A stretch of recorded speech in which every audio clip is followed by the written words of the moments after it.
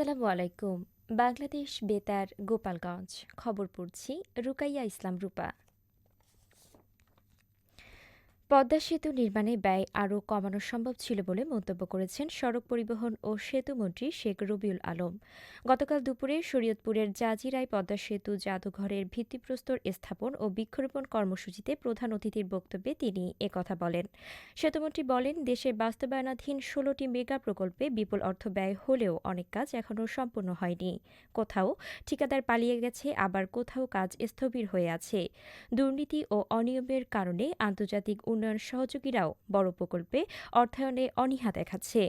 তিনি বলেন, ২০০২ থেকে ২০০৫ সালে বিএনপি সরকারের সময় পদ্মা সেতুর সম্ভাব্যতা যাচাই ও মাওয়া প্রান্তের অ্যালাইনমেন্ট নির্ধারণ করা হয়েছিল। পরবর্তীতে নানা বিতর্ক ও ব্যয় বৃদ্ধির প্রশ্ন থাকলেও শেষ পর্যন্ত পদ্মা সেতু বাস্তবায়িত হয়েছে। দেশের সকল ৫০ শয্যা বিশিষ্ট উপজেলা স্বাস্থ্য কমপ্লেক্সকে পর্যায়ক্রমে ১০০ শয্যায় উন্নীত করা হবে বলে জানিয়েছেন স্বাস্থ্য ও পরিবার কল্যাণ মন্ত্রী সরদার মোহাম্মদ সাখাওয়াত হোসেন। গতকাল বিকেলে মাদারীপুর রাজুর উপজেলা স্বাস্থ্য কমপ্লেক্স পরিদর্শন শেষে তিনি একথা জানান। স্বাস্থ্য ও পরিবার কল্যাণ মন্ত্রী বলেন, বিএনপি সরকার ক্ষমতায় আসার পর অধিকাংশ চিকিৎসক নিয়মিত হাসপাতালে উপস্থিত থেকে সেবা দিচ্ছেন। তবে দায়িত্বে অবহেলা বা অনিয়মের অভিযোগ পাওয়া গেলে সংশ্লিষ্টদের বিরুদ্ধে ব্যবস্থা নেওয়া হবে। পরিদর্শনকালে সরদার মোহাম্মদ সাখাওয়াত হোসেন হাসপাতালে রোগীদের সঙ্গে কথা বলেন এবং স্বাস্থ্যসেবা শতভাগ নিশ্চিত করতে প্রয়োজনীয় পদক্ষেপ নেওয়ার আশ্বাস দেন। পাশাপাশি চিকিৎসকদের দায়িত্বশীলতার সঙ্গে কাজ করার আহ্বান জানান স্বাস্থ্য ও পরিবার কল্যাণ মন্ত্রী সরদার মোহাম্মদ সাখাওয়াত হোসেন। মাদারীপুর ২ আসনের সংসদ সদস্য জাহানদার আলী মিয়া বলেছেন, গণমাধ্যম কর্মীরা যদি সত্য, বস্তুনিষ্ঠ ও নিরপেক্ষ সাংবাদিকতার অঙ্গীকার ধারণ করেন, তাহলে ভবিষ্যতে দেশে ফ্যাসিবাদের পুনরাবৃত্তির সুযোগ থাকবে না। গতকাল সকালে মাদারীপুর প্রেস ক্লাবে এশিয়া পোস্টের জেলা কার্যালয়ের উদ্বোধনী অনুষ্ঠানে প্রধান অতিথির বক্তব্যে তিনি এসব কথা বলেন। সংসদ সদস্য বলেন, দায়িত্বশীল সাংবাদিকতা সমাজ ও রাষ্ট্রকে সঠিক পথে পরিচালিত করতে গুরুত্বপূর্ণ ভূমিকা রাখে। তিনি বলেন, প্রত্যন্ত অঞ্চলের সাধারণ মানুষের সমস্যা, সম্ভাবনা ও নানা বাস্তবতা গণমাধ্যমের মাধ্যমে জাতির সামনে তুলে ধরতে হবে। পাশাপাশি সমাজের অনিয়ম, দুর্নীতি ও অসঙ্গতি সংবাদে প্রকাশ পেলে জবাবদিহিতা নিশ্চিত হবে বলেও মন্তব্য করেন তিনি। ফরিদপুর ৩ আসনের সংসদ সদস্য চৌধুরী নাব ইউসুফ বলেছেন, খাল খনন প্রকল্প বাস্তবায়ন হলে ফরিদপুর ও এর আশেপাশের অঞ্চলের পাট চাষিদের আর দুর্ভোগ পোহাতে হবে না। গতকাল ফরিদপুর সদরের ইসিপুর এলাকায় খাল খনন কর্মসূচির উদ্বোধন শেষে সাংবাদিকদের তিনি একথা বলেন। সংসদ সদস্য বলেন, ফরিদপুরে পানির অভাবে পাট চাষিরা পাট জাগ দিতে পারে না, আবার বপনের পরে পানি দিতে পারে না।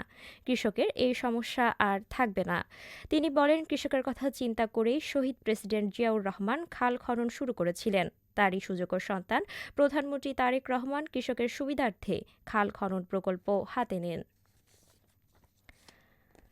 ফরিদপুর জেলা পরিষদের উদ্যোগে জেলা পরিষদের হলরুমে ৫১ জন অসহায় ও দুস্থ পরিবারের সদস্যদের মাঝে ১,৩২,০০০ টাকা বিতরণ করা হয়েছে। ফরিদপুর ৩ আসনের সংসদ সদস্য চৌধুরী নাব ইউসুফ প্রধান অতিথি হিসেবে এসব আর্থিক সহায়তা বিতরণ করেন। এছাড়া জেলা পরিষদের পক্ষ থেকে ফরিদপুর জেনারেল হাসপাতালকে ২ লাখ টাকার জলাতঙ্ক প্রতিরোধী ভ্যাকসিন উপহার হিসেবে প্রদান করা হয়।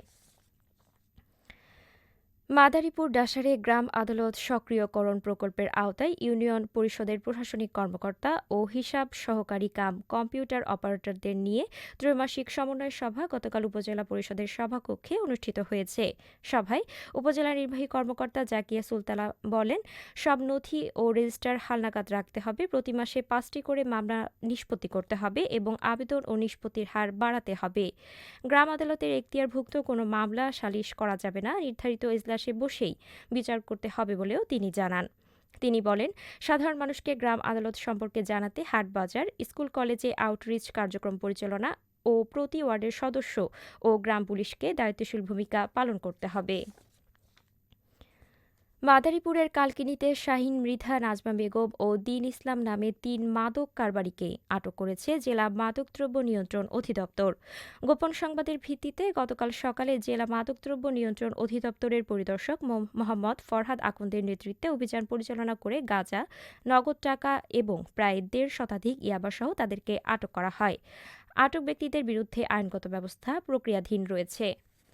সবশেষে আবহাওয়া।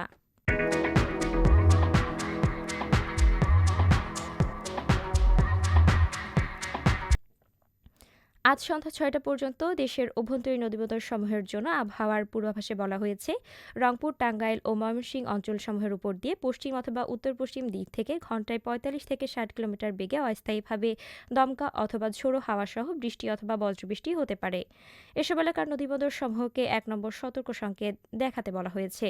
খবর শেষ হলো। আমাদের পরবর্তী খবর প্রচারিত হবে আগামীকাল সকাল ৮টা ৩০ মিনিটে বাংলায়।